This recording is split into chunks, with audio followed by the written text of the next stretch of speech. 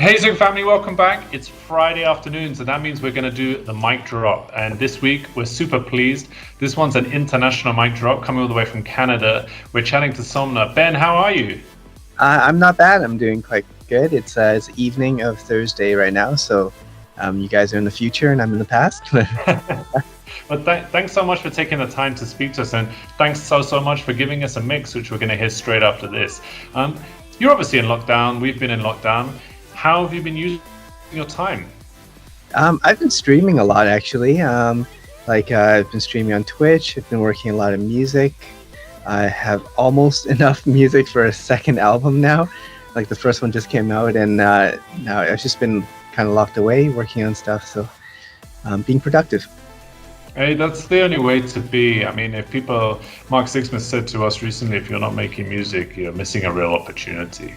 But so give us a bit of insight. I was chatting to you beforehand. I understand obviously you're Canadian based, but you have Hong Kong heritage as well. Do you get out to Asia much? You obviously got a fan base here. We'd love to get you out to Zouk over here in Malaysia, and we got Singapore as well. But do you tour Asia much? Not often. I've never played in Malaysia before. I would love to, but I have played in Japan a couple times, in Indonesia, in Jakarta, and my family's from Hong Kong. I was born in Canada, but I'd love to come out to Asia because I feel like as someone that has like Asian heritage, I kind of haven't been out in Asia that much. So hopefully after this pandemic, we can make something happen. Yeah, dude, it's a guarantee. We would love to welcome you out here to Zouk, and we really look forward to that. You've obviously been around nearly 2 decades now, and under multiple aliases, and I'm a huge trance fan. We have many big trance fans here in Malaysia. How have you seen the transition over the years? Because we've seen some artists have moved gradually into hardstyle, some have moved into progressive house, some have even moved into techno. So how have you seen the difference over the years? Well, the interesting thing is that I actually came from like hard dance, and I used to do a bit of techno as well too under some other aliases. So while everyone's kind of shifting towards like hardstyle and techno, I've kind of come from that side over to trance.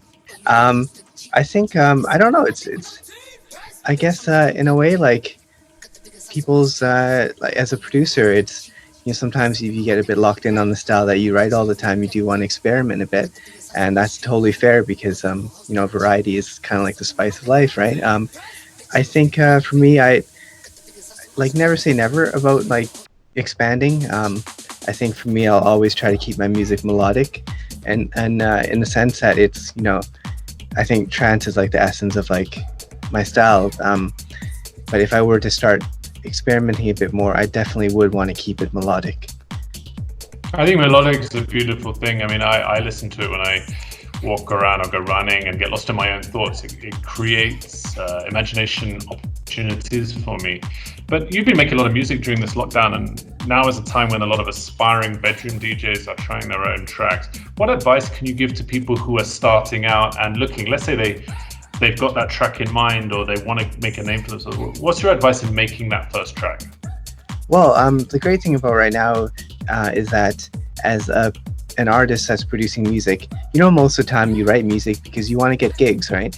And there's always that pressure as an artist where you are trying to make like that banger because you want to be played in a club and you want to get out there. And I think the beauty of lockdown is that there is no pressure at this moment of that self-pressure of wondering why you're not getting gigs or, like, I have to get out there and do gigs. So use this time as a producer to hone your sound, like your style, build like your identity and figure out what you enjoy writing, what you're good at. And for people starting out, there's like just a huge wealth of tutorials and people offering tutorials on YouTube or pay for tutorials, and it's a great time to learn. This is a time to grow yourself because you've got so much time. Pick up an instrument or learn a new skill. But I think this is it's a good time to figure out your style, figure out your branding, and not worry about the gigs. And then that's going to come when this blows over. Yeah, I think that's really solid advice because there's a lot of people who are struggling with isolation. And even though we ease up, it is a good time when we'll all of a sudden find that we might have a couple of hours free. When you first started out, obviously I'm guessing a long time ago, you're talking about vinyl and then through the CDJ. What advice can you give to people who have, I have friends who've gone and bought decks, they put them up at home, they started out and they enjoy the process. What's your advice to aspiring DJs who want to go out and try and make a name for themselves right now? Well, I think building a brand is very important. So, like a lot of times people say it's all about the music, and the music is obviously first and foremost the most important thing. But as an artist nowadays, you really need to identify and build like a brand. So aside from like making music and buying decks and stuff, I think you should look at, even the simplest things of coming up with an artist name that is easy for people to pronounce. Like I always think that it's good to come up with a name that has 2 syllables, because it sounds kind of stupid, but if people are going to chant it in the club, it'd be much easier to chant if the name is like, Somna, instead of like Somna Expialidocious or something like that, right? It's a silly thing to think about, but it's these little things that will help you, I think, as an artist when you're building a brand.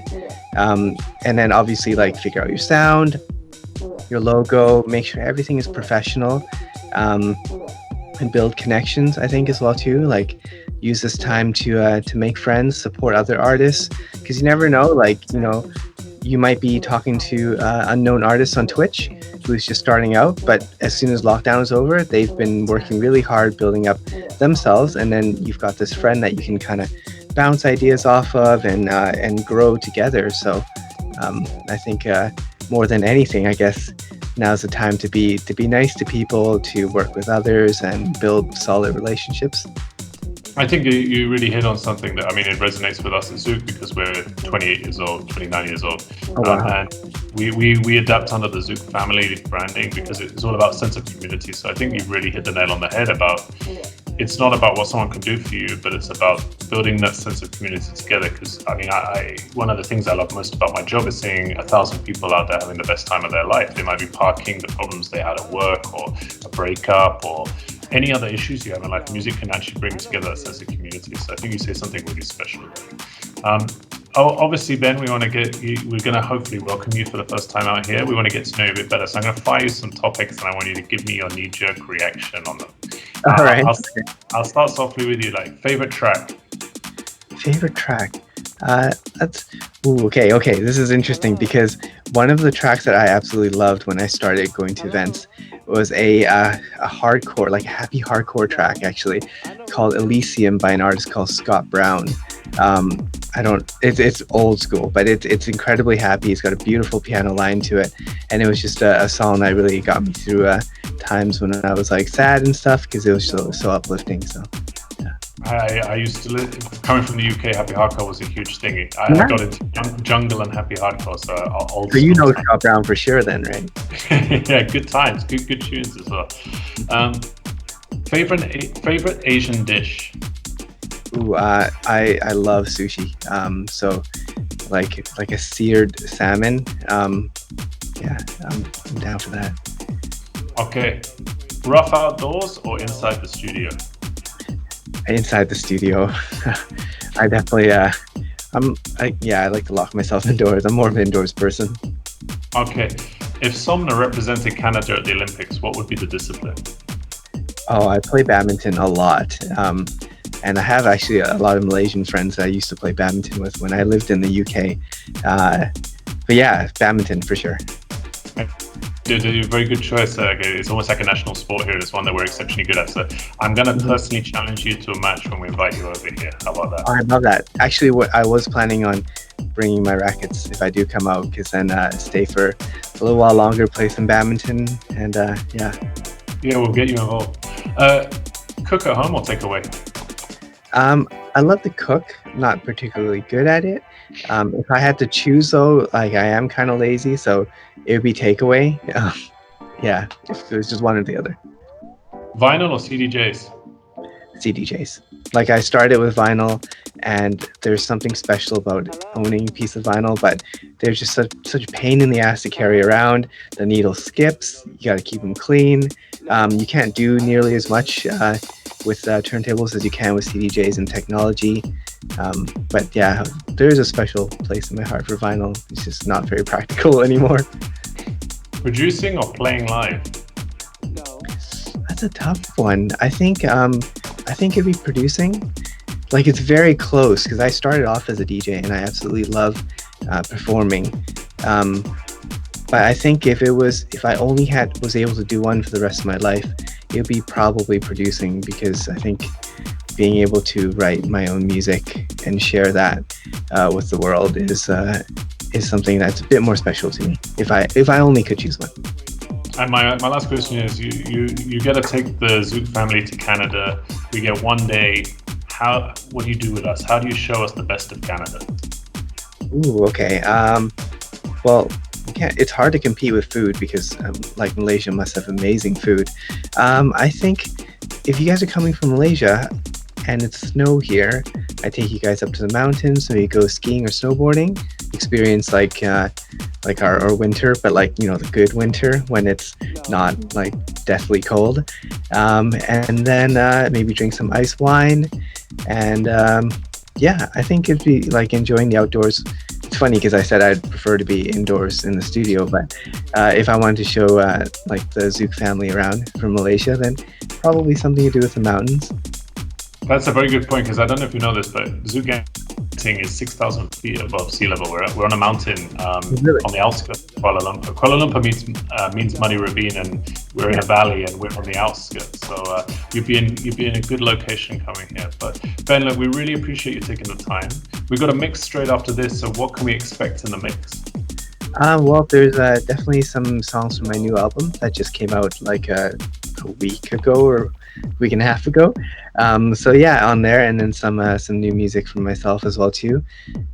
Just good times, I guess, like melodic music. Yeah. Thanks, Ben. Well, once again, man, stay safe in Canada. Thanks so much for taking the time late at night to talk to us. We're really excited about the mix. People might leave you comments to chat to in the comments below. And I promise you, 2021, we look forward to bringing you over here, and I have to dust off my racket. I have a feeling it might embarrass me. Well, I'm looking forward to it. Thank you so much for taking the time to talk with me. And I can't wait to meet you in person, as well as the rest of the Zouk Malaysia family. Hey, take care, Ben. Look after yourself. Yeah, you too.